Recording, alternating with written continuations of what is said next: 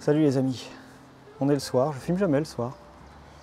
D'ailleurs il y a une raison à ça, parce que quel que soit mon emploi du temps ou peu s'en faut, je me réserve 1 heure le matin durant laquelle je fais absolument rien, quitte à me lever beaucoup plus tôt, hein, même si je me lève très tôt, il est rare que je ne me réserve pas ce moment de quiétude, et puis 2 heures, 2 heures et demie le soir durant lesquelles je fume une pipe ou un cigare. Ouais, j'essaie de respecter religieusement ces habitudes. Donc aujourd'hui je voudrais vous présenter un tabac dont je veux vous parler depuis un moment, mais pour tout vous avouer, j'ai un peu peur d'en parler. Ce tabac, c'est le... on va montrer plutôt ce beau petit paquet, vous avez vu là. Hein, c'est le Caporal Scaferlati rouge, également connu sous le surnom de gris. Donc là, on a l'ancien paquet qui était cubique, qui contenait exactement 40 grammes de tabac. Et puis là, on a les nouveaux paquets. Donc c'est un tabac qui est distribué par Mac Baren. Peut-être que certains d'entre vous vont être surpris de me voir parler de ce genre de mélange. Alors, il faut savoir que le gris est un tabac que je fume quasiment quotidiennement depuis maintenant des années. Donc on peut dire que je le connais plutôt bien. Et pour autant, on va voir ça un petit peu plus tard, j'ai peur de partager avec vous une dégustation parce que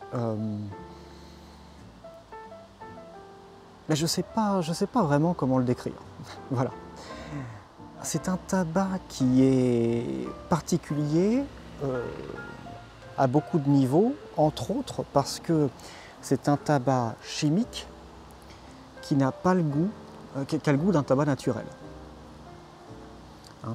Donc on va voir ça un petit peu plus tard, c'est très étrange. Mais il y a un autre événement que je voulais saluer aujourd'hui, et c'est le fait que la série Monter et descendre sur le site YouTube ait dépassé le nombre de 1000 souscrivants. Et donc j'ai pensé à une méthode qui me permettrait à la fois de vous remercier, mais aussi de célébrer le rendez-vous d'une famille grandissante.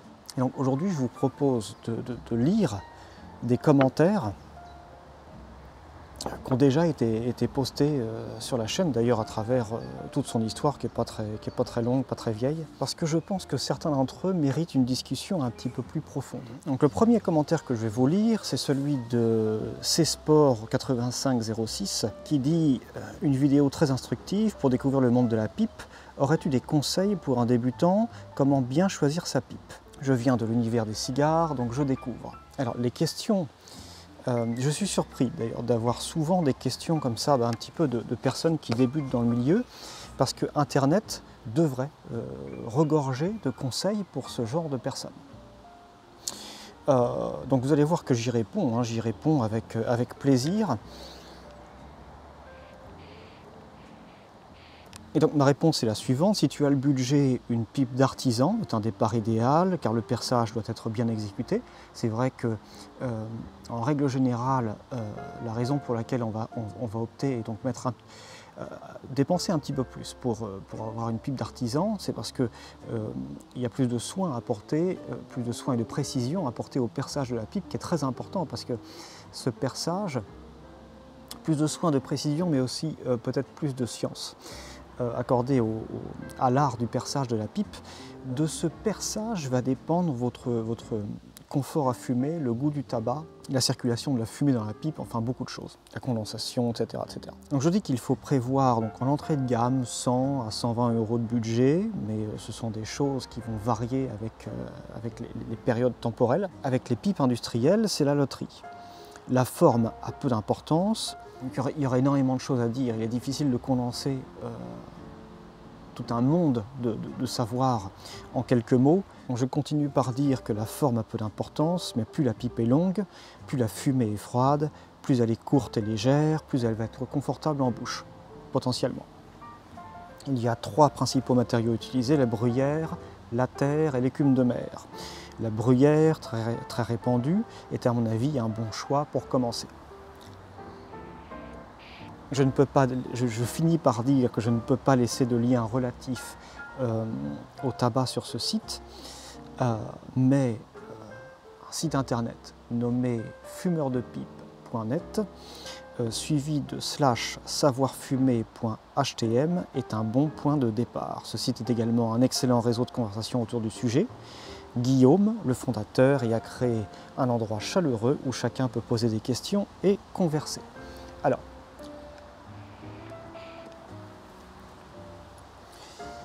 à propos du site de Guillaume, du site fumeurdepipe.net, je dis dans ce message, et je maintiens ce que je dis, l'endroit est une institution pour n'importe quel fumeur de pipe. Il est important, je pense, quand on veut se renseigner à propos du sujet et puis se tenir au courant, de passer par le site, au même titre que par Pipe Gazette, par exemple. Ceci étant, il est à noter, et j'espère que ce que je vais dire va être noté comme critique constructive, il est à noter que Guillaume a eu quelques retours négatifs ces derniers temps, notamment de la part de débutants qui sont pas forcément bien accueillis. J'ai l'impression qu'il y a une tendance sur Internet et chez certains fumeurs de pipe à vouloir créer un genre de clan un petit peu élitiste qui a obtenu au fur et à mesure des années un certain nombre de connaissances, d'expériences,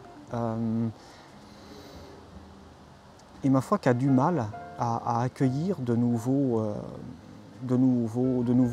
membres, et particulièrement des personnes qui ne connaissent absolument rien et qui posent peut-être, oui, des questions un petit peu qui peuvent paraître un peu simplettes, et c'est normal, quand on débute, c'est normal. On va y revenir un petit peu plus tard et plus profondément.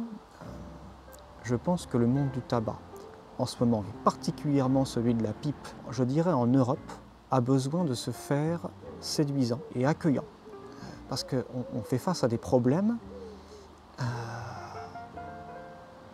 qui m'inquiètent. Disons ça comme ça. Alfred B.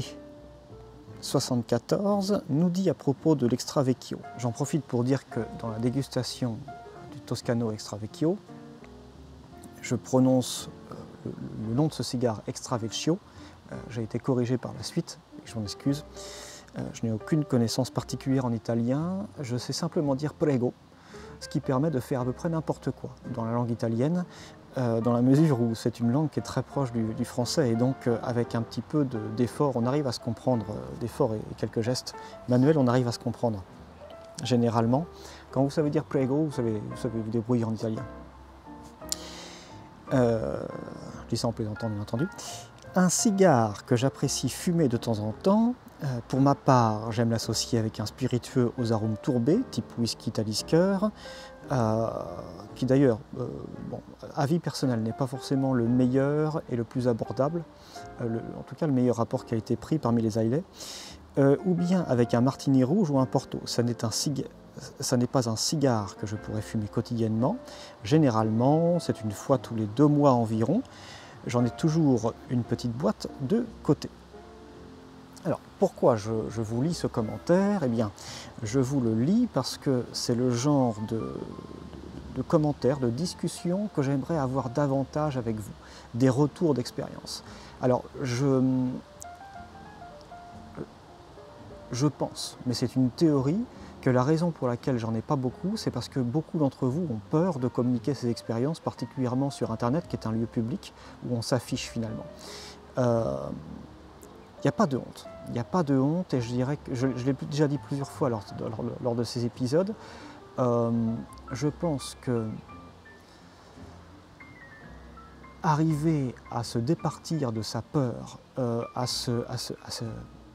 oser se dénuder finalement, est une chose très importante, et je dirais que c'est une première étape très importante, parce que c'est celle qui va débloquer toutes les autres étapes.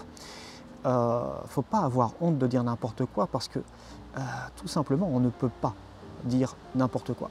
Ce que vous ressentez, personne ne peut vous dire « ah non, c'est pas vrai ». Parce que la dégustation d'un tabac est une chose subjective, elle dépend d'énormément de critères, c'est-à-dire que votre humeur du jour, le moment de la journée, le temps qu'il fait, l'hygrométrie,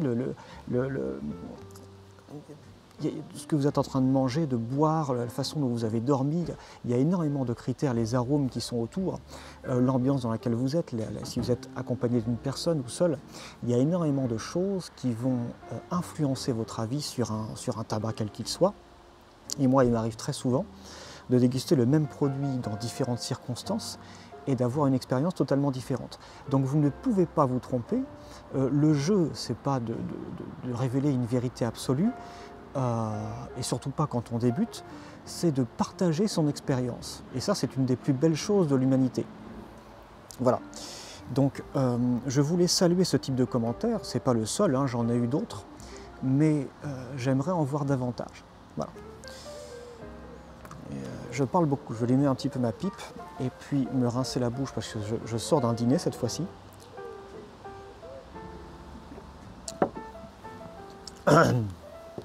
Oula. Alors, j'imagine que ça se prononce de la façon suivante. GG la Vitole, 6083, nous dit.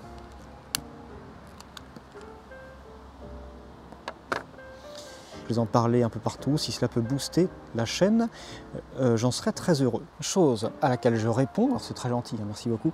Merci pour ces compliments et cet esprit de communauté, c'est exactement ce qui fait le charme de YouTube. Alors, j'ai répondu autre chose et il y a un propos auquel je voudrais venir.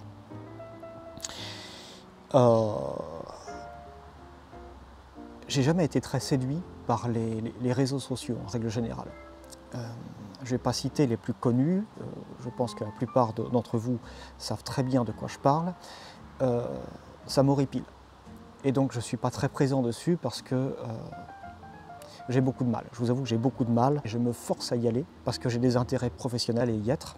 Il y a 2 sites internet qui sont proches du réseau social, ou du moins ils le sont dans l'essence, mais qui pour moi, pour autant, se distinguent de ces autres déchets. Et il s'agit de YouTube et de Flickr. Alors je ne suis pas en train de dire que je suis favorable à 100% à la façon de fonctionner de ces entreprises, loin de là, particulièrement en ce qui concerne YouTube, mais c'est l'idée originelle de YouTube, et pour une génération comme la mienne qui est née avant les téléphones portables, cellulaires, avant Internet, qui a connu les débuts d'Internet. J'ai connu aussi le début de YouTube, à l'époque où ils étaient en compétition d'ailleurs avec d'autres plateformes d'hébergement de vidéos, notamment, et de musique surtout, parce que c'était le point fort de YouTube au tout départ. Il y a eu, et je pense que il y a 2 forces qu'a YouTube aujourd'hui et qui empêchent la compétition de les concurrencer. C'est premièrement eh bien, la somme d'archives qu'ils ont accumulées au fur et à mesure des années, et deuxièmement l'esprit de communauté, qui est une chose qui est difficile à répercuter sur un site internet. Il y a des sites comme ça qui ne sont pas forcément bien intentionnés, qui ont un formidable esprit de communauté. Je pense également à Amazon. Alors je suis loin de vouloir vous en faire la publicité. Mais c'est vrai qu'il faut saluer le fait que l'esprit de communauté, de partage, d'échange sur YouTube est une chose qui me plaît beaucoup. Également,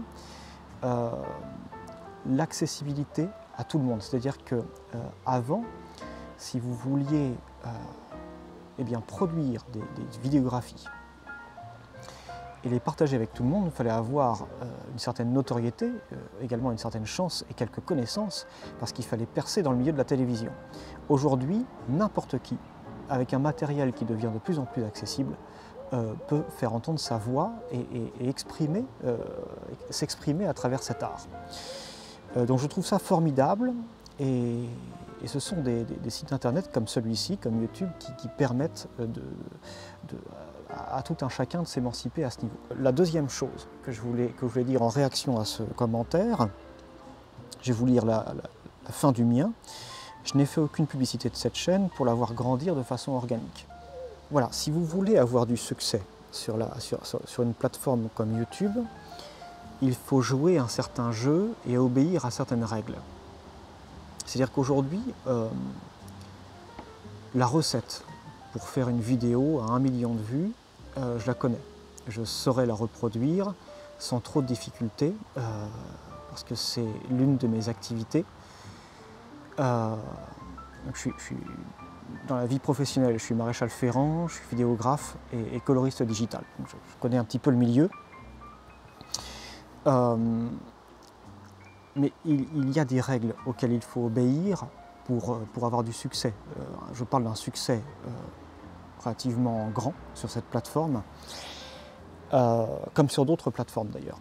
Et ça, je n'y adhère pas. C'est-à-dire, à l'heure actuelle, ce sont des méthodes qui changent au fur et à mesure des modes. À l'heure actuelle, c'est les vidéos courtes, ce sont les vidéos courtes, pardon. Et donc là, on rentre en conflit violent avec quelques-uns de mes principes fondamentaux, de mon éthique finalement, c'est-à-dire la consommation rapide. Je crois que vous avez tous compris que ce n'est pas tout à fait dans ma culture. Et puis les images miniatures aguicheuses qui vous donnent envie de cliquer. Alors je connais le terme anglais pour ça, je connais pas de terme français. Mais ça aussi c'est une chose que je sais faire et que je n'ai pas envie de répercuter. Les titres également d'épisodes, de vidéos qui sont aguicheurs.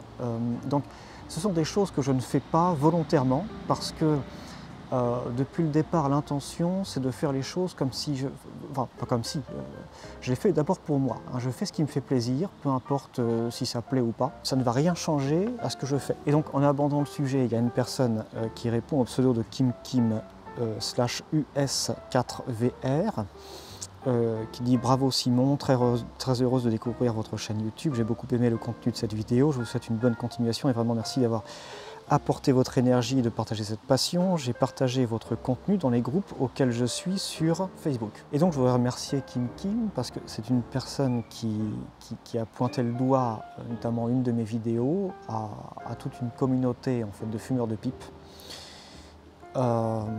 C'est pas tout à fait ce que je voulais, mais c'est très gentil de sa part de l'avoir fait sans que j'aie demandé quoi que ce soit finalement. Un autre commentaire que je voulais... alors il y a 2 commentaires de ce type que je voulais souligner parce que cette fois-ci j'ai appris quelque chose et je voudrais le partager avec vous.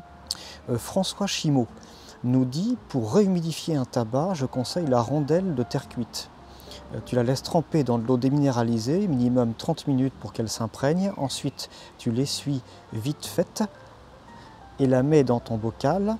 Ne pas hésiter à vérifier au toucher tous les 2 jours si l'hygrométrie te convient. » François, merci beaucoup, je ne savais pas. Il rajoute « La terre cuite ne change rien à la saveur du tabac, hein, parce que je lui ai demandé entre deux s'il y avait une influence sur le tabac. » Alors, selon François, aucune influence. Donc faisons une petite pause pour parler de ce que je fume.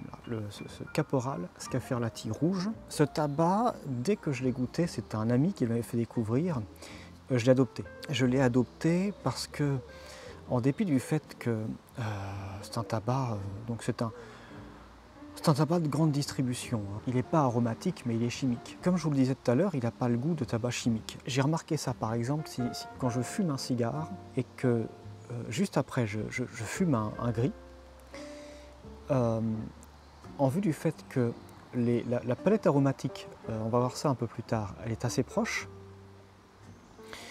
on note la différence un peu plus rapidement. Et donc, après le cigare, quand j'allume une pipe de gris, je me rends compte que ce mélange, donc le Caporal Scaferlati, est un peu caramélisé, vanillé. Donc il a une touche sucrée que ne va pas avoir, qu'on va moins retrouver dans le monde du cigare. Et un sucré, comme je vous disais, c'est un petit peu caramélisé, donc c'est un sucré à la façon d'un tabac à pipe. Ouais, vanillé, caramélisé, mais surtout un petit peu caramélisé. Et c'est une chose qu'on ne sent pas, tout du moins que je ne sens pas si je fume un gris, eh bien en tant que dégustation à part entière, sans ne rien déguster avant ni après. Donc ce gris, ce qui le rend similaire à un cigare, c'est que c'est un tabac qui est énormément sur le poivre. Il y a un boisé, alors c'est un mélange assez fort. Moi je ne trouve pas, mais c'est l'avis de beaucoup de personnes, donc je vais vous le dire. Généralement on trouve ça fort, c'est très boisé, mais c'est aussi très poivré. Je crois que c'est son trait de caractère le plus marqué. Il y a un arôme de poivre noir qui est envahissant, très fort. Mais quand je parlais de sa force tout à l'heure, j'entendais sa force roborative, pas seulement sa force d'arôme. Donc un tabac qui est parfait pour digérer, il y a beaucoup de rondeur, beaucoup d'épaisseur, de la profondeur de goût. Et alors derrière ce poivre, c'est un mélange qui va vous surprendre parce qu'en fonction du moment de la journée dans lequel vous le fumez, il y a toute une multitude d'arômes. C'est comme des déguisements qu'il porte. Excusez-moi, je vais quand même m'occuper un petit peu de ma pipe. Et c'est la raison pour laquelle j'avais peur d'opérer une dégustation avec vous. C'est parce que c'est un tabac que je trouve très complexe dans la mesure où il est aussi très changeant. Oui, il y a certains aspects de ce tabac que je vais sentir, par exemple en fumant le matin, et à aucun autre moment de la journée. Généralement, c'est parfait après un bon repas. C'est pas le genre de tabac que je fumerais à jeun. De façon générale, je suis pas le genre de personne qui fume avant un repas. Il y a des personnes qui aiment ça, mais c'est pas du tout une chose qui m'attire ou qui me fait plaisir. En revanche, si mon estomac est plein, on n'arrête plus.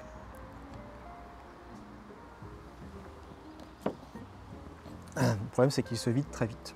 Donc le gris, ouais, un tabac que je fume presque quotidiennement, presque tout au long de la journée en fait. C'est vrai que mes yeux se tournent vite vers ce tabac. Au cours de l'année 2019, il y a eu un rivus artificiel qui s'est échappé d'un laboratoire. Et donc on commençait à en entendre parler assez sérieusement, un petit peu partout. Et à ce moment-là, je me suis dit ça va nous tomber dessus à tous les coups. Donc j'ai commencé à faire des réserves justement de tabac et notamment de gris. J'en ai acheté plusieurs paquets d'avance pour atteindre quelques dizaines et davantage encore. Et alors bon, comme prévu, la chose nous a touchés alors que personne ne s'y préparait, ni civil, ni personne d'État. Et depuis, c'est vrai que j'en garde quand même pas mal d'avance. J'en ai toute une petite collection. Alors c'est un tabac qui ne vieillit pas. C'est pas qu'il vieillit bien ou pas bien, c'est qu'il ne vieillit pas. J'ai fait beaucoup d'expériences en essayant d'user de différentes méthodes. Il n'y a rien à faire. C'est un tabac dont le goût ne change pas avec le temps. Évidemment, comme tout autre tabac, il faut savoir bien le conserver, si vous êtes amené à le conserver. C'est un mélange qui est très peu sucré, ce qui est pour me plaire. En dépit de cette touche de caramel dont je vous parlais, caramel vanillé, moi je la trouve quasiment imperceptible. Je vous dis, c'est qu'après avoir fumé un cigare par exemple que j'arrive à la sentir. Pour finir sur ce mélange en particulier, donc pour les passifs, c'est pas très agréable. C'est un tabac, je trouve, qui laisse une odeur ambiante de transpiration. Cette fois-ci, c'est vraiment pas agréable, et d'alcool. Alors je sais pas pourquoi, je sais pas par quelle magie, mais vous savez, ces personnes qui sont dépendantes de l'alcool, qui en boivent beaucoup et qui se lavent peu, elles portent une odeur sur elles. Et c'est ce qu'on va avoir. Permettez-moi de me corriger, cette odeur, vous allez la retrouver lorsque vous fumez dans un environnement qui n'est pas forcément bien aéré, c'est-à-dire que la fumée, en stagnant un petit peu, va installer ce genre d'odeur.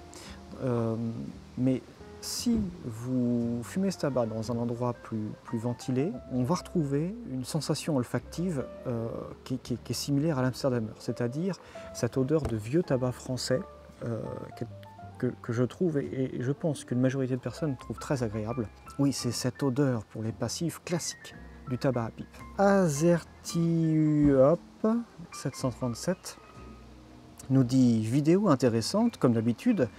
Par contre, je trouve la vignette, donc il s'agit de l'image de présentation de l'épisode en question.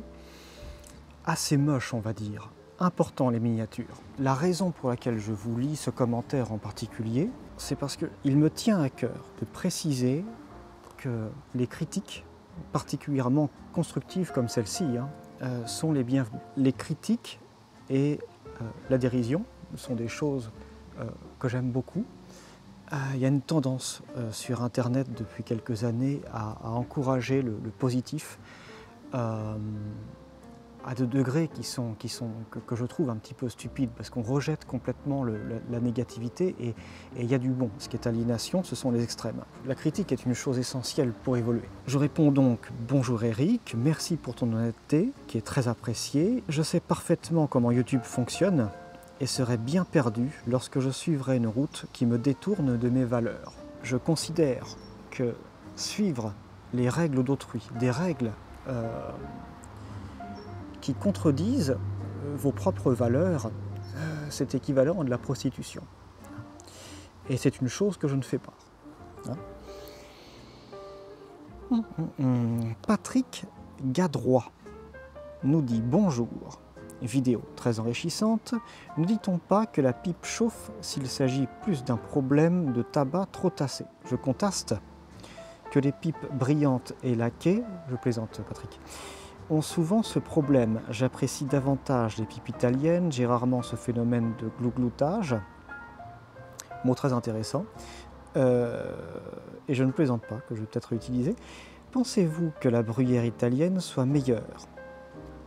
Je vais mettre à l'honneur Monsieur Morel, Pierre, salut, un des meilleurs pipiers français, dont les pipes sont un régal à fumer, je suis bien d'accord. Auriez-vous des artisans à me conseiller? Longue vie à votre chaîne, etc., etc. Donc, première question, pourquoi une pipe chauffe? Sujet vaste. Je tente donc de répondre. Une pipe peut chauffer pour diverses raisons.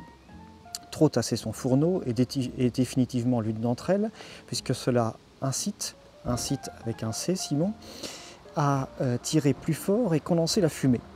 Les pipes laquées ne respirent pas. Ceci étant, je ne suis pas sûr que cela soit lié à la condensation excessive. En général, ce sont les pipes de mauvaise facture qui sont laquées, donc il pourrait y avoir un lien indirect. Il y a de bons facteurs de pipe partout, l'Italie en compte beaucoup en effet. Pour de bons pipiers, n'hésite pas à te rendre sur le forum du site fumeurdepipe.net. Tu y trouveras une superbe communauté et de précieux conseils. Chose à contraster ces derniers temps, j'espère que Guillaume fera en sorte d'améliorer les choses à ce niveau. Guillaume, s'il te plaît, fais en sorte qu'il y ait un meilleur accueil pour les débutants sur le site fumeurdepipe.net. C'est un site que nous aimons tous et que nous aimerions, dont nous aimerions retrouver la chaleur d'antan. Voilà, donc je vous lis ce commentaire, parce que, encore une fois, une question plus ou moins de débutant, et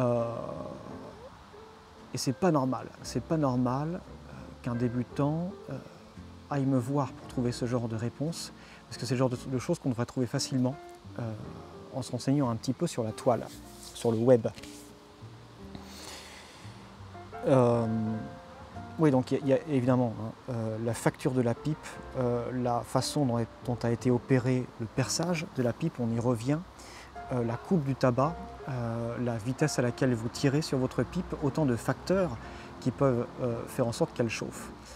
Il y a une chose à préciser, c'est que même une bruyère de bonne facture peut chauffer, et je pense que ça n'a pas forcément de rapport avec son épaisseur. Donc c'est une chose qui peut faire un petit peu peur, parce que on se dit mince, j'achète une pipe et finalement je ne sais pas trop ce que ça va donner. Alors généralement les bruyères qui ont séché un certain temps, le temps qui est généralement recommandé, il n'y a pas de problème. Mais on a beaucoup de fabricants de pipes, et pas que des industriels, qui utilisent des bruyères qui ne sont pas encore sèches, qui n'ont pas eu le temps de sécher correctement, enfin pas assez longtemps. Souvent le problème c'est ça. Et donc avec ces bruyères, on peut avoir des problèmes, mais pas que. Pas que. Hein, acheter une pipe, c'est toujours un petit peu la loterie, parce que quelle que soit la qualité de fabrication, en ce qui concerne la bruyère en tout cas, et même d'autres matériaux, hein, parce que les pipes en terre, donc on a différents types de terre, différentes qualités. On peut aussi avoir des surprises, l'écume de mer, n'en parlons pas. Et puis il y a encore bien d'autres essences, matériaux dans lesquels on peut fabriquer des pipes. J'ai des pipes en porcelaine, j'ai une pipe en poirier, j'ai une pipe en cerisier. Mais en règle générale, la bruyère a du succès et c'est pas pour rien. La façon dont on va fumer cette bruyère, c'est une chose primordiale et j'ai envie de dire que quelle que soit la gamme de prix, quelle que soit la qualité de fabrication de votre pipe, ben c'est un petit peu la loterie. C'est-à-dire qu'on ne sait jamais, je vous dis souvent que lorsqu'on achète une pipe et qu'on découvre, qu'on apprend à la connaître, ce n'est pas vous qui décidez, enfin si, c'est à vous de décider quel tabac vous allez fumer dans cette pipe, mais si vous êtes à l'écoute du produit, de l'outil, de l'extension de votre corps, qui est cette pipe, c'est elle qui va vous dire avec quel tabac elle réagit le mieux. Hein.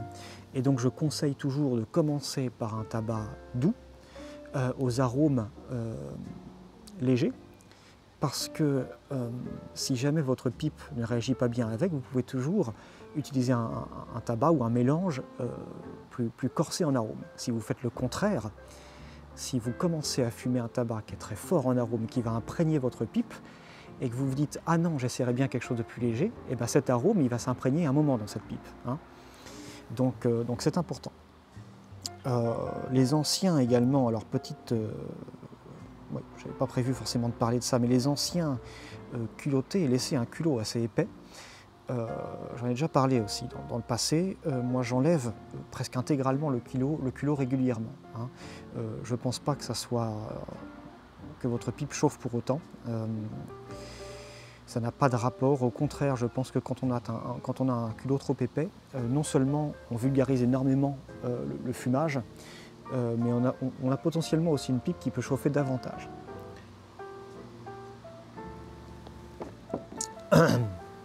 La chimie derrière tout ça, la physique, je ne sais pas, je ne saurais pas vous dire pourquoi, mais c'est un fait que j'ai pu remarquer. Continuons.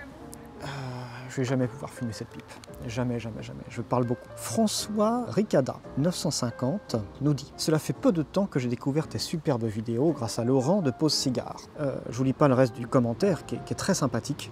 Merci beaucoup François. Donc par rapport à ce commentaire, il y a deux choses que je voudrais dire. Hein. La première, c'est que je parle souvent de communauté. Je suis loin d'être le seul à parler du sujet, du tabac. Et Laurent de Pause Cigare fait partie, parmi tant d'autres, de ces personnes qui ont su rester simples. Ces personnes, je pense, alors je ne connais pas personnellement Laurent, même si j'aimerais beaucoup, je pense qu'il fait partie de ces personnes qui ont beaucoup d'humilité, qui sont sincères et qui n'essaient pas de jouer un rôle. Ça, c'est une chose très importante. Et particulièrement dans le monde du cigare. Alors, et là on passe à un autre sujet qui est assez vaste, je vais essayer de faire court. Il y a peu de personnes qui non seulement sont amateurs à la fois de tabac à pipe, de fumage de pipe et de fumage de cigare, et encore moins de personnes qui parlent des deux. Il est vrai que pour des raisons que j'ai beaucoup de mal à comprendre, ce sont deux mondes qui sont un petit peu séparés. J'ai du mal à le comprendre parce que c'est une seule et même chose qui nous lie. Hein. Alors certes, il y a une gamme aromatique pour le cigare, il y a énormément de gammes aromatiques pour la pipe. Mais ces deux mondes sont assez séparés. J'ai l'impression qu'il y a une première séparation presque politique. C'est-à-dire que la pipe aurait tendance à attirer des personnes un peu plus un peu plus gauchistes, alors de façon générale, hein, et le cigare des personnes un petit peu plus à droite.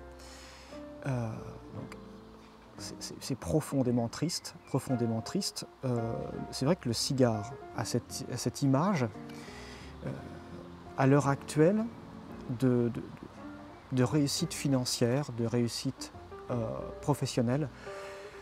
Alors réussite, c'est un mot qui est à mettre entre guillemets, parce que le succès pour moi est une toute autre chose que l'accumulation d'argent. C'est vrai que le cigare est associé au monde des affaires, au monde de la jet set un petit peu. Il semble toucher une sphère de la population qui se veut un petit peu au-dessus des autres.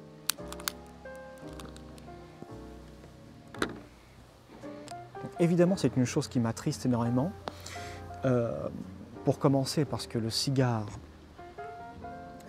a son origine, hein, quand il a commencé, oui, le cigare, je dis bien le tabac, quand il a commencé à être fumé, il a été fumé sous forme de cigare. Alors c'était beaucoup moins fin, beaucoup moins travaillé que ça ne l'est à l'heure actuelle, mais c'est cette façon de rouler le tabac qui a provoqué sa popularité. La pipe, on a retrouvé des pipes préhistoriques, mais le tabac n'était pas connu à ce moment-là. D'après ce qu'on peut retrouver dans ces pipes, qui étaient des fois en os, il y a toute une multitude de plantes. Donc on pense que voilà, soit il y avait énormément d'herbes à pipe qui étaient consommées, soit les gens de l'époque fumaient un petit peu tout ce qu'ils trouvaient. Mais j'opterais pour la première solution. Je pense qu'on sous-estime énormément les capacités intellectuelles qu'avaient les hommes. Déjà, le terme préhistoire ne m'a jamais plu. C'est une période qui est très complexe, qu'on apprend à connaître de plus en plus encore aujourd'hui. Et il y avait une connaissance de la nature très surprenante. Et une capacité d'observation aussi. Donc pour revenir au cigare, le cigare, oui, a cette image d'homme qui a réussi socialement. Et c'est une chose qui m'amuse, que j'observe souvent. Alors c'est triste, hein. Le cigare est une sorte de vaisseau de popularité et de séduction envers les autres. La seule raison pour laquelle on acquiert ces produits, c'est parce qu'ils valent cher et pour faire bien devant les copains. Vous seriez surpris du nombre de personnes qui ont des caves à cigares d'une valeur indécente chez eux, une cave à cigares ou une armoire à cigares, et ces objets sont extrêmement mal entretenus, si ce n'est pas du tout entretenu, avec des cigares exceptionnels dedans qui pourrissent. Parce que ce ne sont pas de véritables amateurs, ce sont des gens qui veulent se donner une image sociale, impressionner les autres, et acquérir ce qu'il y a de plus beau, ce qu'il y a de plus rare, sans ne rien ni connaître. Et donc bon, c'est très stéréotypé, mais malheureusement c'est quand même assez répandu. Il y a des connaisseurs de cigares, mais la majorité des fumeurs, je dirais, à travers le monde, ne sont pas connaisseurs. Et dans le monde de la pipe, on m'a encore fait la remarque il n'y a pas longtemps, parce que le soir, si je fume une pipe ou que je fume un cigare, je le fais généralement sur cette terrasse ou alors dans mon garage. Et par exemple, si le temps n'est pas favorable, je vais me mettre dans le garage, la porte ouverte. Et puis alors ce garage, évidemment, comme beaucoup de garages, donne sur la rue. Et dans la rue, le soir, il y a des gens qui se promènent. Et puis encore récemment, j'ai eu une remarque, tiens, c'est marrant, un jeune qui fume la pipe. Alors la pipe, de son côté, a cette image, aujourd'hui, assez populaire. Je dirais qu'on imagine un professeur des écoles fumer la pipe, en tout cas généralement un intellectuel, une personne qui réfléchit, un penseur, un artiste, mais d'un certain âge, hein, d'une époque qui commence à être évolue. Et donc on a du mal à associer jeunesse et pipe. Je me souviens il y a longtemps, ça devait être en peut-être 2006-2007 à Saint-Claude, je m'étais installé sur une terrasse de bar en plein Saint-Claude. Donc Saint-Claude dans le Haut-Jura, vous connaissez tous, hein, capitale de la pipe et du diamant. J'étais installé sur la terrasse et le gérant du bar, donc je fume une pipe sur la terrasse, je commande un chocolat chaud je crois, et le gérant du bar s'installe avec moi, il dit « Ah tiens c'est marrant, un jeune qui fume la pipe ». Alors je lui dis comme ça, dans la conversation, oui, j'aimerais bien faire en sorte. Je savais qu'à l'époque, il y avait déjà, parmi les fabricants des pipes, il y avait déjà une volonté de séduire la jeune génération. Il y avait déjà ce problème de fumeurs de pipes vieillissants, une génération qui commence à avoir des cheveux blancs, et d'une volonté de séduire la jeune génération. Et puis, il le faisait d'une façon qui était tout à fait abjecte, c'est en colorant des pipes en fluo ou je ne sais quoi, enfin, absolument abominable. Et j'avais dit à ce gérant de bar, j'aimerais bien, participer à cette cause et faire en sorte que des jeunes qui sont aujourd'hui un petit peu perdus, qui manquent de repères, qui manquent de bonnes influences, de fondements sociaux et culturels, inspirer ces jeunes à adopter ce mode de vie. Et je me souviens je me souviens pas particulièrement de sa réaction, mais il avait ri. Il a dit comme ça, ah les jeunes. Il a dit, qu'est-ce que ça veut dire ça? Il a dit, quand on a 20 ans, on est révolutionnaire, on a toujours de bonnes idées, on veut toujours changer le monde. Et ce qu'il voulait dire par là, c'est que quand on grandit, on s'aperçoit qu'on ne peut pas changer le monde. Bon, moi c'est une idée dont j'ai horreur. On ne peut pas changer le monde, c'est la philosophie d'une personne qui stagne. On peut changer le monde, seulement ça demande des sacrifices. Toujours est-il que là où je voulais en venir, c'est que la pipe a cette image à l'heure actuelle de vieux penseurs, on va dire, intellectuels. Mais ce qui est ahurissant, c'est qu'il n'y a encore pas si longtemps que ça, la pipe, c'était le fumeur de pipe, c'était l'homme d'aventure, c'était l'homme d'action, c'était l'homme séduisant. Ça faisait partie de l'image du beau gosse, ça faisait partie aussi de la possession de sa masculinité. La pipe, c'était à la fois, c'était déjà l'image du penseur, mais c'était aussi l'image d'un homme qui a des épaules. Et plus tard, encore une fois, il n'y a pas si longtemps que ça, la pipe était également une image d'élégance et de féminité. Aux nombreuses victoires du féminisme, il faut aujourd'hui en ajouter une nouvelle, la pipe. Et donc pour revenir à ce commentaire, ce que je réponds à François Ricada 950, c'est que partager une passion et avoir de tels retours est la meilleure récompense, merci. Les deux communautés, entre parenthèses pipe et cigare, sont cousines proches et ont, il me semble, beaucoup à s'apporter. C'est une seule et grande famille. Si vous êtes amateur de tabac, de dégustation, de bon goût, pourquoi avoir l'un et ne pas avoir l'autre? Alexandre Angle, 71-91, me demande d'où vient le slogan de fin. Ce slogan de fin qui est... donc, de la même façon que le nom de cette série, Monter et descendre, c'est une blague en fait, que je répétais souvent. Monter et descendre, c'est parce que partout où je vais, généralement, j'ai avec moi un thermos rempli de thé. Je bois du thé du matin au soir toute la journée, quel que soit le temps. Il peut faire 40 degrés ou moins 15, je bois du thé bouillant toute l'année. Et puis, j'ai souvent une pipe à la bouche ou un cigare. Hein. Et donc, je fais souvent la réflexion, je regarde monter et descendre. Bon. Et le slogan de fin, Happy Mama, Happy Casa, Cigare Papa, donc c'est une blague également. Et en fait, c'est pour rebondir sur l'adage « femme heureuse, foyer heureux ». Alors c'est pas tout à fait ça, mais il y a un adage de ce style-là. Dans un mélange de langues qui m'amuse, ce que ça veut dire, c'est que si votre femme est heureuse, le foyer est heureux. Si le foyer est heureux, vous pouvez vous mettre dans un coin et fumer un bon cigare. Et avoir la paix. Donc c'est intentionnellement une blague un petit peu macho, machiste, pour caricaturer cette situation dans laquelle certains hommes se trouvent, certains fumeurs se trouvent. Il est difficile de trouver un endroit dans lequel on peut fumer sans ne déranger personne.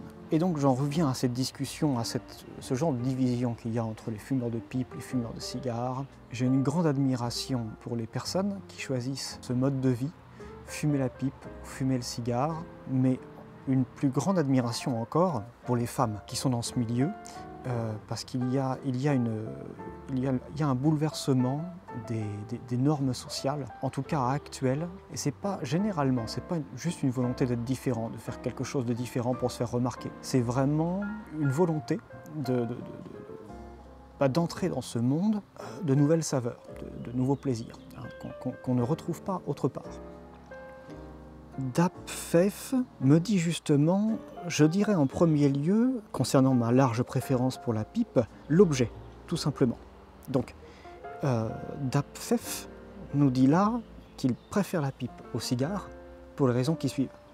Ensuite, je dirais la plus grande étendue de saveurs, entre parenthèses mon humble avis, disons que vu le prix d'un cigare, j'ai du mal avec le côté, entre parenthèses, il est fini, poubelle, là où la pipe reste et restera bien après moi pour peu qu'un incident malheureux n'arrive pas.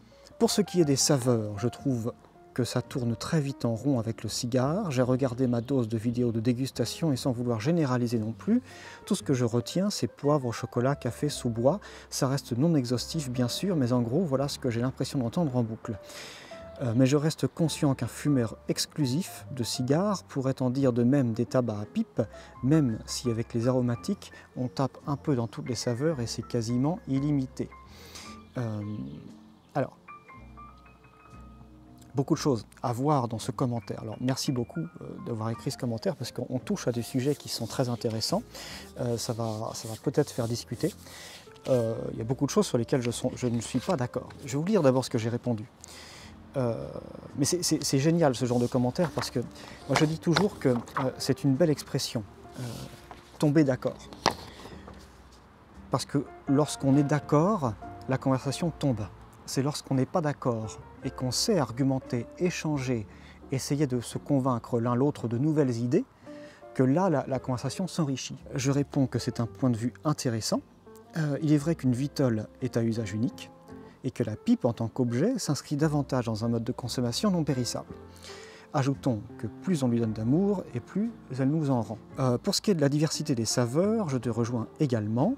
Le cigare est comparable à une variété de tabac à pipe, sa palette aromatique a ses limites. Ceci étant, aucun tabac à pipe ne propose la gamme gustative d'un cigare. Et je pense que de la même façon, chaque variété naturelle de tabac à pipe fait face à ce problème. Les mélanges, en revanche, rendent les frontières dégustatives.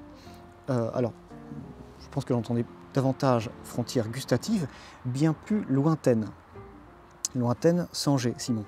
Donc, oui, le cigare n'a pas une gamme aromatique limitée. Ceci étant, les images qui nous viennent en tête, c'est vrai, ont tendance à être redondantes. Et la raison pour laquelle c'est le cas, c'est parce que il est très difficile, notamment pour une personne qui a peu d'expérience, il est très difficile, même pour une personne qui a de l'expérience, il est très difficile de décrire une sensation, une émotion ou une sensation gustative. Hein. De la décrire avec des mots et des mots qui sont des images. On ne peut pas décrire un goût avec une extrême précision. Ce qu'on peut faire, c'est essayer de trouver des choses qui ressemblent, d'autant plus pour des saveurs qu'on va retrouver dans un cigare ou dans des tabacs à pipe. Ce sont des arômes qu'on ne va pas forcément retrouver dans d'autres aliments, ou boissons, ou choses de la vie, même des senteurs de la nature, des fleurs ou je ne sais quoi. Donc on essaie de trouver des images qui sont proches, et souvent ça revient. Mais ce qu'il faut savoir, c'est que les arômes d'un bon cigare, c'est extrêmement complexe et profond. Et donc, en dépit du fait que nos mots sont simples, les émotions que l'on ressent ne le sont pas forcément. Il y a beaucoup de profondeur en fait. C'est pas limité un cigare. Et aucune variété de tabac à pipe n'est limitée si elle est correctement faite. Sauf le Latakia, qui est bien en mélange, qui est très très bien en mélange. Donc ça, c'est un premier point. Le cigare est un objet à usage unique. C'est vrai, mais à la différence de la cigarette, par exemple, c'est pas un objet qu'on achète, qu'on consomme et qu'on jette. Le cigare, la plupart du temps, hein, quand quand vous êtes amateur, on ne fume pas le cigare après l'avoir acheté. Hein, parce que les connaisseurs n'ont pas confiance, à moins de vraiment l'acheter dans certaines très bonnes caves à cigares. Généralement, on n'a pas trop confiance. Hein. Quand on achète un cigare, on le met quelques jours, quelques semaines ou quelques mois dans sa cave pour le réacclimater et puis le rééquilibrer un petit peu. Et ensuite, on le fume. Faut vraiment avoir confiance pour le fumer tout de suite. Mais voilà, généralement, les cigares, on les garde un certain temps. Et donc, il ne s'agit pas du tout de consommation rapide, d'autant plus que le fumage d'un cigare, c'est tout sauf rapide. Hein.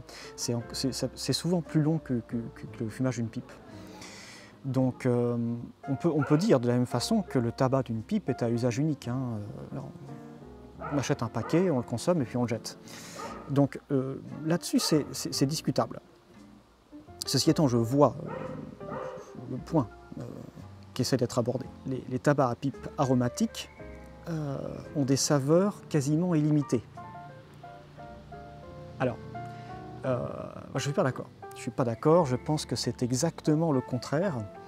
Dans les tabacs naturels, on va retrouver un profil aromatique qui peut être illimité parce que la seule limite, c'est l'imagination du fumeur. Un aromatique, quand on introduit un arôme chimique, le problème c'est que comparativement au même arôme mais naturel, on va avoir beaucoup moins de complexité. On va avoir beaucoup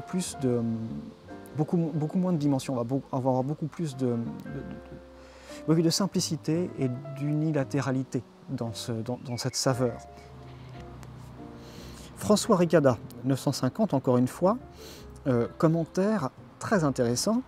Je n'y connais toujours absolument rien dans le domaine de la pipe, mais et si tu prenais un cigare que tu émiettais dans une pipe, ça donnerait quelque chose? Ce à quoi je réponds, j'ai essayé, réessayé, insisté, persévéré, puis abandonné. J'ai longtemps récolté les coiffes de cigares. Je me suis dit pourquoi les jeter? C'est vrai, on va les garder dans une petite boîte, et puis un jour on va les émietter, et puis les bourrer dans une pipe. Pour une raison que j'ignore, ce n'est pas mauvais, mais on perd toute complexité, et c'est vrai. Donc c'est une expérience que j'ai commencée il y a longtemps, il y a très longtemps. J'ai jamais eu de résultat concluant. Ça donne quelque chose de tout à fait plat. Ceci étant, ça ne veut pas dire que le cigare dans une pipe, ça n'est pas bon. Lorsque vous terminez un cigare et que sa circonférence, son diamètre, lui permet de rentrer dans une pipe, je vous conseille de tenter l'expérience. Alors ça va, je vous préviens, ça va déposer une couche de gras quand même assez conséquente sur votre pipe, mais l'expérience est intéressante et ça vous permet de finir le cigare, de le fumer jusqu'au bout. Je ne dirais pas que c'est bon et complexe, mais c'est intéressant. Mogsmugs nous demande « Bonjour monsieur, j'ai longtemps été fumeur de cigarettes, mais je ne me suis jamais essayé au cigare ou à la pipe. J'aimerais savoir quelle est la différence majeure qui les sépare. Merci Maxime. Techniquement, la coupe de tabac pour cigarette est plus fine que pour les pipes ou les cigares. La fumée a un chemin plus court à parcourir. Les coupes fines, si coupées bien à l'avance, entre parenthèses, délivrent moins de subtilité. Et ce chemin court de la fumée la rend plus agressive. Ajoutons à cela qu'il est rare que les tabacs de qualité se trouvent dans une cigarette. Rare, mais ce n'est pas un fait inexistant. Le fumeur de pipe ou le cigare, ou du moins beaucoup d'entre eux, n'inhalent pas la fumée. Ils ne fument pas par dépendance, mais pour le plaisir. Donc ça, c'est partie des fondements du fumage de la pipe et du cigare. On ne fume pas par dépendance, on ne fume pas parce qu'on est nerveux ou stressé ou je ne sais quoi, on fume parce qu'on a envie de se prendre un moment pour se relaxer. Et ça peut sembler être la même chose. Fumer parce qu'on est stressé, donc pour se relaxer, ou fumer pour se relaxer sans particulièrement stressé, ou même si on est... c'est une chose qui est difficile à exprimer. Il y a cet esprit de... Je ne fume pas parce que le geste et le fait d'occuper ma main va m'aider à gérer mon stress. Alors peut-être que je suis stressé et que j'ai envie de me détendre, mais je fume parce que le fait de prendre un moment et de me vider la tête, Ça peut être pareil si vous faites du sport par exemple, ou si vous allez vous promener le soir, enfin, quand vous voulez, on va dire. Je fume la pipe et le cigare parce que le fait de m'exercer à prendre mon temps et à me vider la tête, le fait d'essayer de me concentrer sur des arômes et par là même nettoyer mon esprit, m'aide à faire une pause dans la vie, à arrêter le temps en quelque sorte, et puis repartir sur de bonnes bases. Pour terminer, le fumage d'une pipe ou d'un cigare dure 30 minutes, 1 heure et des fois davantage. Il s'agit donc de prendre un moment privilégié. Chico Pourri, qui semble être une personne fort sympathique, c'est son pseudo, nous dit donc, pour le souvenir des odeurs de tabac en 80-90, donc il fait référence à une dégustation dans laquelle je disais que j'ai souvenir de cette période durant laquelle on pouvait fumer librement dans des lieux publics et c'était une chose qui était communément acceptée, enfin quoique. Et donc, je me souviens, quand j'étais enfant, de fumeurs de pipe qui inondaient une pièce, que ce soit un bar, un restaurant, peu importe, un lieu public, de ces sublimes odeurs de tabac. Et je pense que ce qui était fumé généralement à l'époque, c'était Amsterdamer, Clan, etc. Je pense que ça doit être, comme on l'appelle, le gris, entre guillemets, c'est le cube gris ou bleu. Au bureau de tabac, je ne sais pas s'ils en vendent encore. Il est peut-être démodé, mais je ne sais pas trop. Je fume le tabac à pipe aussi, mais je commande à l'étranger. Il faudrait que je demande au buraliste voir. Ouah.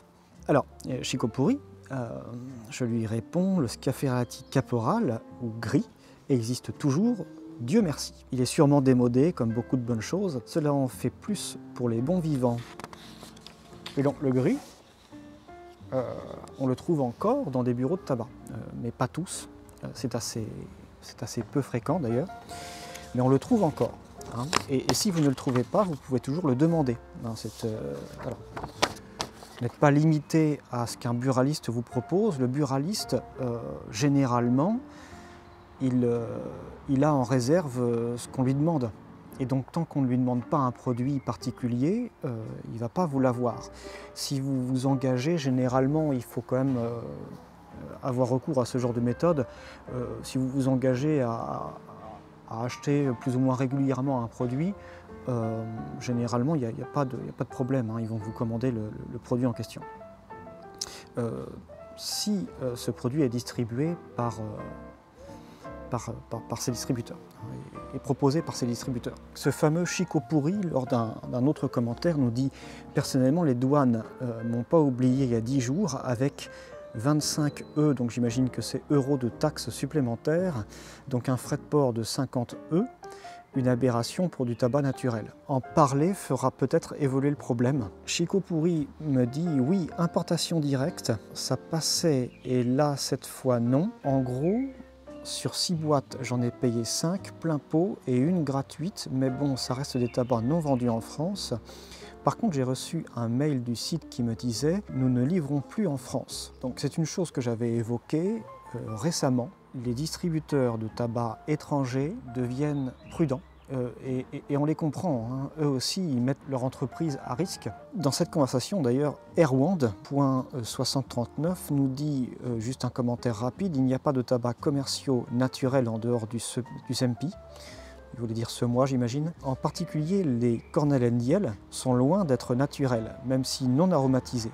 Propylène glycol en particulier comme humectant. Alors je réponds à cet Erwand. C'est tout à fait juste, une nuance que je ne pense pas toujours à préciser. Un tabac naturel de la culture à la bouche existe-t-il? Je ne pense pas. Comme je le précise dans quelques épisodes, certains traitements sont plus ou moins nécessaires, particulièrement pour conserver le produit. C'est une chose qu'on va vivre. Si vous avez déjà travaillé avec des tabacs véritablement naturels, conserver le tabac est un véritable pari. Parce que vous faites face à des problèmes de moisissure assez sérieux. Alors vous allez me dire s'il y a de la moisissure, c'est parce que on n'a pas fait sécher correctement le tabac. Oui, justement, lorsqu'on cherche à conserver un tabac à pipe en cave pour le faire évoluer, il faut qu'il soit humide. Et donc je ne vois pas d'autre solution que d'avoir recours à des produits un petit peu chimiques. Hein, oui. Alors un autre petit clin d'œil, on a Yann le Nantais, 71-62, qui nous dit « Bonjour, belle présentation, bravo, complète, un bonjour de Nantes, où nous aimons le cigare dans notre petit club ».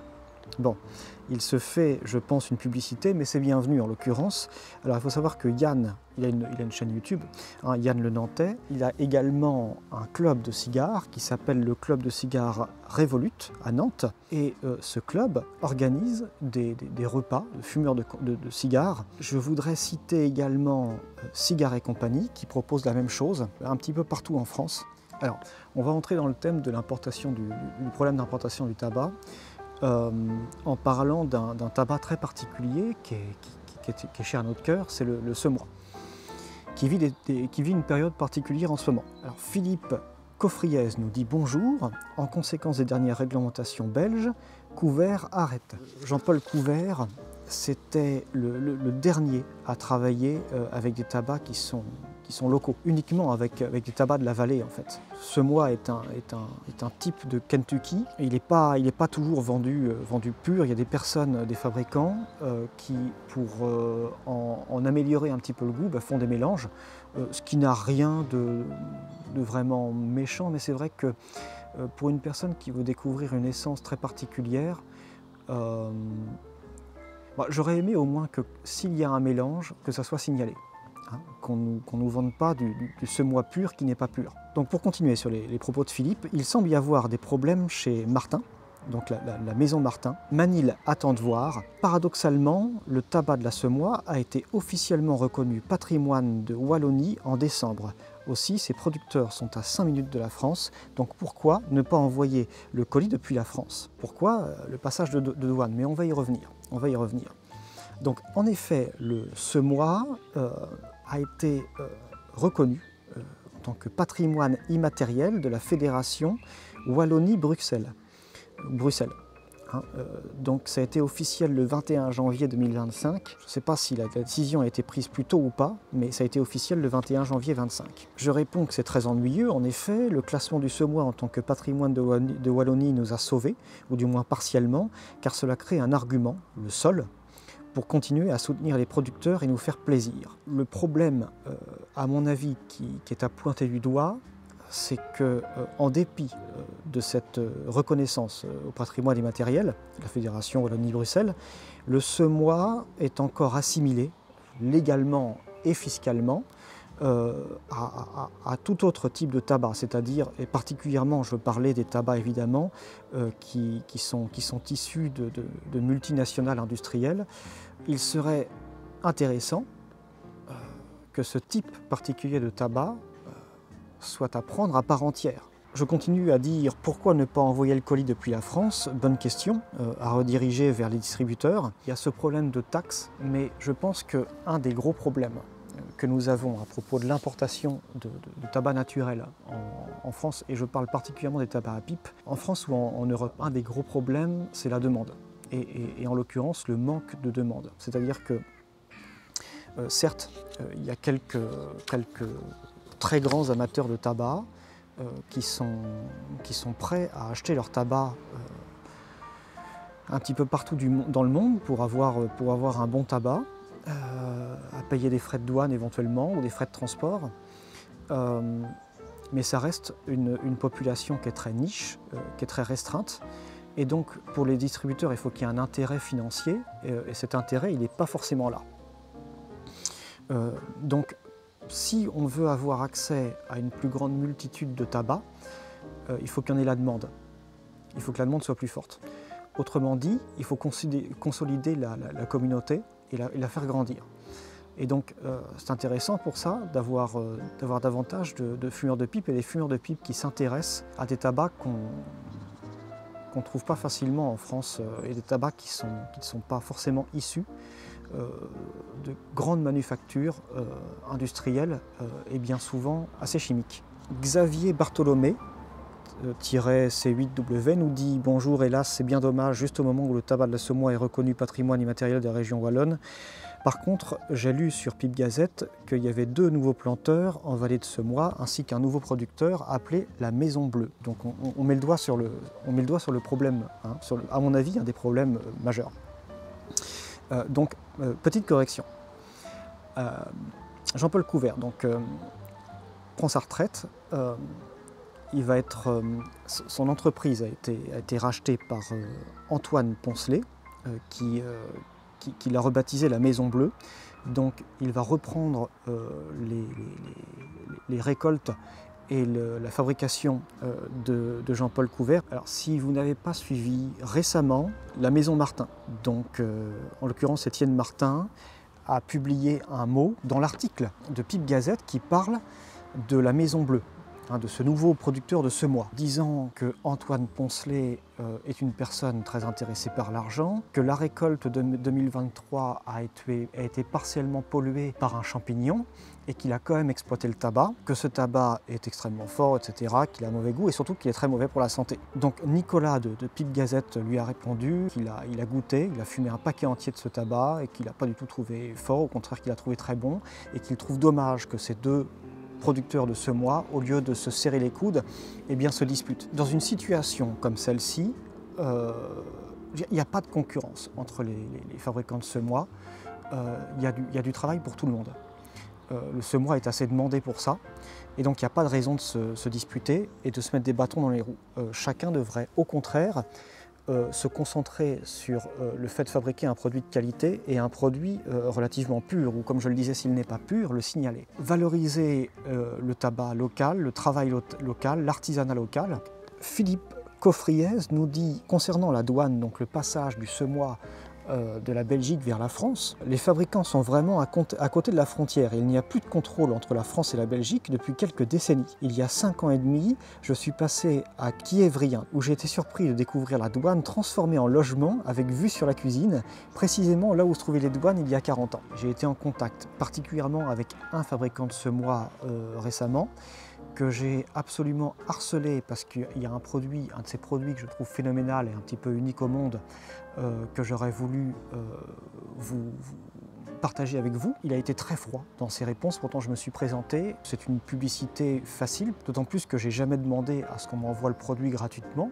Je me suis engagé à payer le plein prix pour le produit et je me suis même engagé à payer le produit, que je le reçoive ou pas. Et alors cette personne que je ne vais pas citer, parce que je ne veux pas mettre de bâton dans les roues de qui que ce soit, j'ai envie d'aider tous les producteurs de semois, mais cette personne m'a répondu un petit peu sèchement, m'a dit « bon bah je vous envoie le catalogue, faites votre choix », le catalogue je le connais. J'ai fait mon choix. « Oh, ça fait longtemps que j'en ai pas fait, je vais voir. » Et j'ai réinsisté, bon, et puis j'ai un petit peu abandonné parce que je ne sais pas si cette personne a envie de travailler. Alors, en vue de la situation dans laquelle se trouvent ces producteurs, j'aimerais bien qu'il y ait un petit peu plus de maturité. J'ai l'impression qu'on est dans une cour de récréation au collège, et j'aimerais bien qu'il y ait un petit peu plus de volonté de faire quelque chose de bien du semois, parce qu'on est déjà dans une situation un petit peu sensible. Il s'agirait d'être intelligent là, que ça soit légal ou pas. Mettons la responsabilité de l'acheteur dans le passage de la frontière et envoyons ce produit, vendons ce produit, faisons la publicité de ce produit, parce qu'on en est fier, parce que c'est beau, parce que c'est bon et parce qu'on a envie que ça dure. Chico Pourri. Le voilà de nouveau. Bien l'intro, j'ai trouvé ça immersif. La civette à côté de chez moi étant limitée. Chico Pourri, merci beaucoup. C'est vrai qu'il y a énormément de civettes en France, et particulièrement dans la France rurale, qui sont très limitées. Il ne faut pas hésiter à aller explorer, un petit peu comme une aventure, il faut prendre ça comme un jeu, aller explorer les civettes, jeter un petit coup d'œil, et à l'occasion, si on voit que le gérant a l'air plutôt sympathique, comme je le disais, lui demander s'il est possible de commander tel ou tel tabac. Ils peuvent tous le faire, certains vous diront non, parce qu'ils n'ont pas l'esprit commercial, d'autres vous diront qu'il n'y a aucun problème.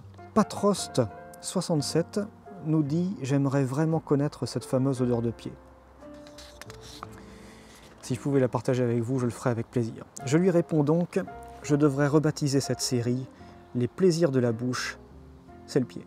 Récemment, je vous ai parlé du fait que le site internet américain Tobacco Reviews, il n'est pas possible de s'y rendre depuis beaucoup de pays. Le fait d'en parler, de faire se reproduire cette conversation un petit peu massivement partout, eh bien peut-être peut arranger le problème.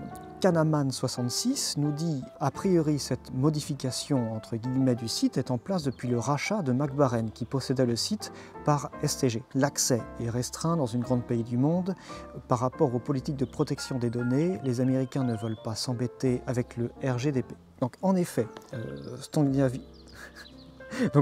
Scandinavian Tobacco Group a acheté Mac Baren pour un petit peu plus de 75 millions de dollars vers la moitié de l'année 2024. C'était entre le 27 juin et puis le 1er juillet, donc ça a été rendu officiel le 1er juillet 2024. Alors, c'est pas forcément une bonne nouvelle. Parce que c'est un des modes de fonctionnement du capitalisme, c'est-à-dire qu'on est toujours sur un modèle de croissance infinie qui ne s'arrête jamais, et donc c'est une sorte de chaîne alimentaire un peu cruelle. Les plus gros achètent les plus petits, deviennent de plus en plus gros, mais le problème c'est qu'on a de moins en moins de concurrence, et que la concurrence c'est aussi la bataille pour la qualité des fois, hein, la qualité ou les prix bas. Et donc le fait que des groupes c'est même pas des fabricants de tabac, hein, à ce point ce sont des investisseurs, des groupes aussi géants que celui-ci rachètent des groupes qui sont déjà assez gros, c'est pas une bonne nouvelle pour le monde du tabac.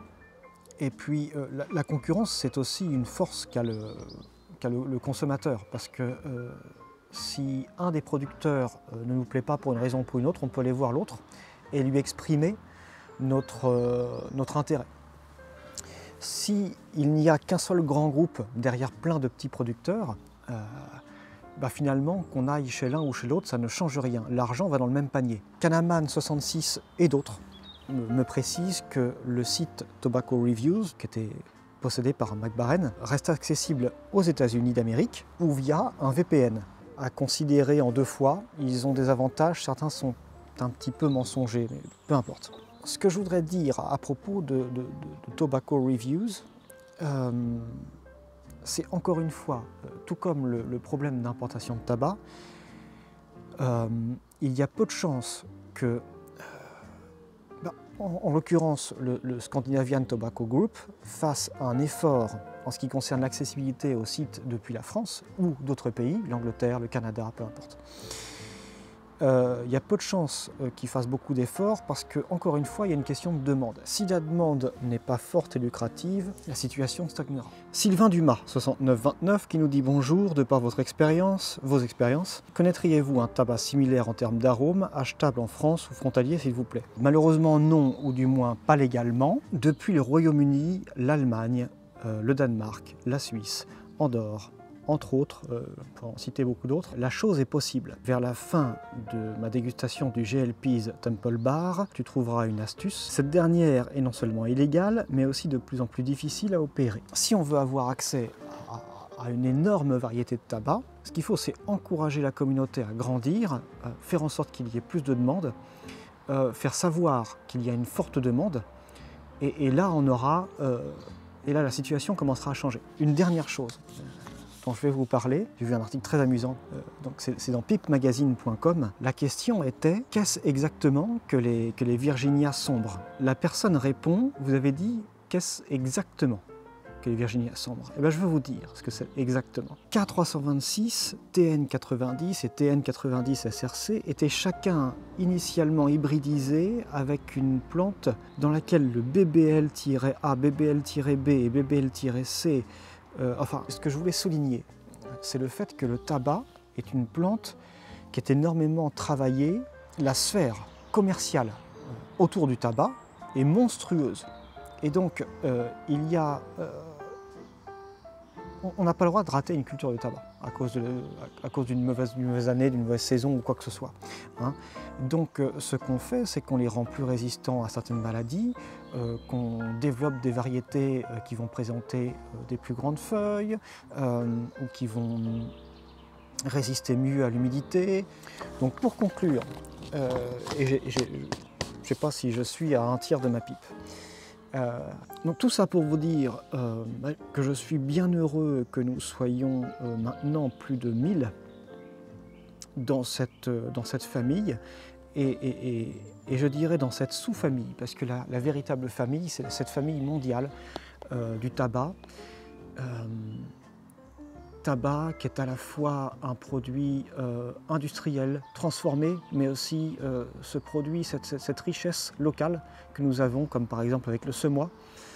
Donc voyez-vous, c'est comme la nourriture, hein. Il y a les McDonald's, il y a la restauration rapide en règle générale, et puis il y a la gastronomie, et puis il y a l'artisanat, il y a tous ces petits fabricants qui proposent des produits qui sont faits avec amour. Donc tout ça s'est englobé dans ce mot nourriture, de la même façon que le mot tabac englobe beaucoup de choses.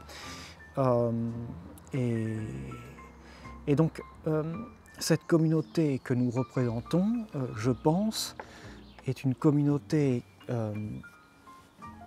qui, de par son amour de la chose, de par sa volonté de soutenir cet art de vivre, va aller chercher de bons produits.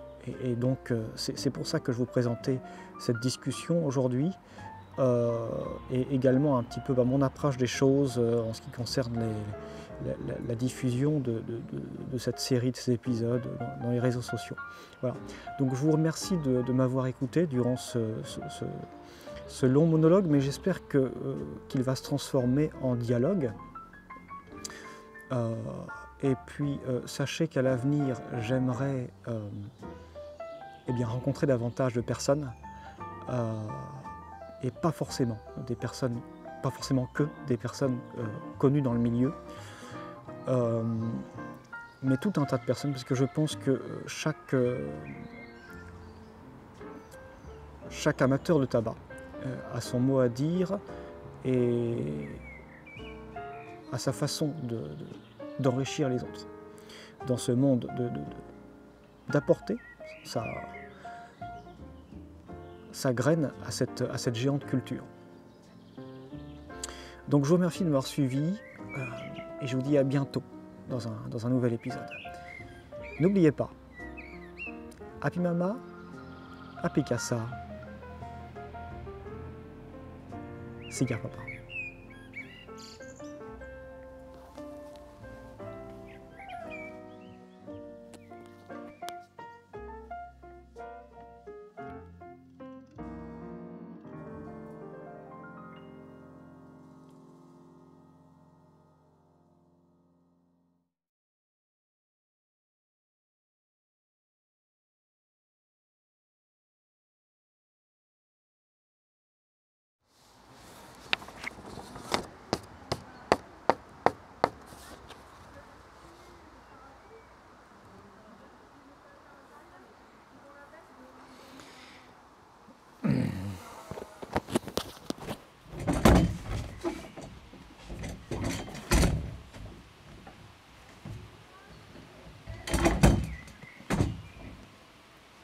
Oui, il y a une marche.